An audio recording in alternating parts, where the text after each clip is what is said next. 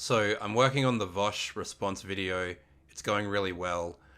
I think it's going to be one of those videos similar to the phenotype video, at least that's my intention, where it's going to be more towards the type of video that's going to be useful for a long time as opposed to the type of video that's just amusing to me. But it's the type of thing that takes some time to mull over, but it's actually happening, but why would you believe that? So, anyway, I wanted to make a video for some reason about Kyle Rittenhouse. Okay, so average centrist asked me about Kyle Rittenhouse, and when I first heard about it, I was like, yeah, I don't know, that sounds pretty crazy. Story that I got was essentially like, someone going there looking for an excuse to shoot people in a very direct way. Yeah, and that just wasn't the case, really. In fact, he could have shot a lot more people and it would still be a sympathetic position because he essentially was attacked by multiple people who also had guns and were firing them into the air. And he even, he didn't just, shoot at anybody yeah, anyway, whatever. I'm not going to get into the whole case, but I watched it fully, willing to be like, yeah, okay, here's another Dylan Roof or whatever. I watched the whole case, and yeah, it was just an example of Jesse Smollett, but in reverse. So it was the anti-Smollett. They hated him before they even knew what they were talking about. Anyway, despite that doesn't mean that he's not a dickhead. So the other day I saw him, and to be fair, I would totally be doing this at his age if I could. He's somehow hooked up with, well, not somehow. Obviously, every right-wing gun promoter in the world, he's like their Tupac now. And yeah, I've seen footage of Tupac at a firing range, doing essentially exactly what Kyle Rittenhouse is doing. And Kyle Rittenhouse, he's standing there and he's got a mounted Gatling gun, I guess, whatever the gun that that Terminator 2 carries around. He's got one of them, and he's like, "You gonna take our guns, Joe? Why don't you try to come get him?" And then he presses the shooting button, and it causes a lot of bullets to fly out very quickly. And this sort of made me want to address some things in regards to gun laws. I've heard a bunch of people say things like, "Oh, you could never get all the guns out of America. There's just too many guns." And first of all, the issue with that is that a lot of the guns are owned by a very small amount of people. So the government knows this person has, these are where small private arsenals are located, right? Because they're all registered. So in that sense, it might be easier to disarm. But also, it's not like there has to be a day. There wouldn't be a day where they start knocking on doors. What they'll do is they'll change the legislation so that the possession of certain firearms carries crazy prison sentences with it. And then when they happen to find you with one, then you go to jail. And also, if it did come down to the US military and your Gatling gun, your Gatling gun is gonna lose. If it really came down to it, they would just give you smallpox. It wouldn't even have to poison your water supply. Are there no gun owners in Detroit?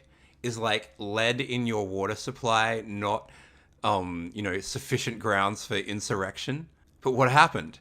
You got your water literally poisoned, and did all the guns in Detroit, did they lead to clean drinking water? Or perhaps are there certain problems you can't just stab, essentially? Because that's what a gun is, an advanced version of that, which isn't just an advanced version of punching. Yeah, which I guess brings me to the Boots thing, because he was so he made this argument that, there are positive aspects to the American gun culture. It's tied to labor militancy in the South when the South was communist to a large degree. And he makes the argument about illegal business and how illegal business is going to police itself with violence, just like legal businesses. And it's like, yeah, sure, that's true. But do you not think there's crime in Canada or Australia? We have meth labs and crackheads. How do you think they work here? They just use the weaponry that is available, and that's dramatically reduced in comparison to the weaponry that would be available to an American crackhead or meth lab. And so when the crackheads and meth labs do the things that they do, it has less of an impact both on them and on the surrounding community. It's like how in Britain they're like, oh, knife crime. Sorry. Knife crime. It's like how in the UK they talk about knife crime. Guns aren't the only form of violence. And it's laughable. Whatever the fuck it is. Like every time it happens more and every school shooting is more and more obscene. It's like, oh, what could we do? Just do what everybody else is doing. Just do what everybody else is doing. Like the same with healthcare. Just do what everybody else is doing, please. I thought I'd also address the whole abortion ban thing. I don't really have anything, significant to say about it, except my two insights are, one, everyone has their own reasons for why this has failed. They're like, you did this. I remember, who was it? Dave Chappelle said, oh yeah, Me Too was responsible for abortion bans. And I'm guilty of this too. People have attributed it to the trans thing. And I definitely think that has weakened feminism in general, and so has played a role to some extent. But to pretend like it was decisive, I think is not correct, because from what I can see, the right to choose in America has been getting the shit kicked out of it for 40 years straight. I'm not sure how anyone could have been looking at that and then thinking, oh yeah, this is going to go well. There's no reason why this wouldn't last for another 40 years. So someone posted a thing to Facebook that I saw, which was about Iceland, because I think they went on, had a general strike for the right to abortion. And so the post says, voting is pissing in the wind the way our government is structured. It's now completely ineffective, but how many women will we allow to suffer and die because between now and however many voting cycles this takes? A general strike that grinds this country to a halt will have abortion rights enshrined in the Constitution within 2 weeks, and I'll tell you why. With the exception of the ultra-religious nutjobs in Congress, all of the shithead Republicans and all of the spineless piece of shit Democrats are both beholden to big business, not the voters.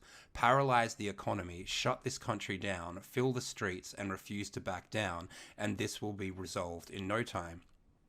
Which is all true, but one of the things that they forget to mention is that Iceland has a 90% unionization rate, whereas the United States has a 10% unionization rate.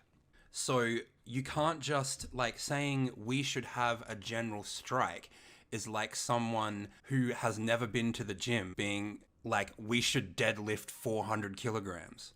Sure, but you haven't been putting any of the work in to make that possible. And an example of just how small differences in, could make a big difference. Take the Amazon Workers Union that just started up in New York. Amazon is one of the biggest companies in America, and it hasn't had a single union in the whole thing for as long as it's been around.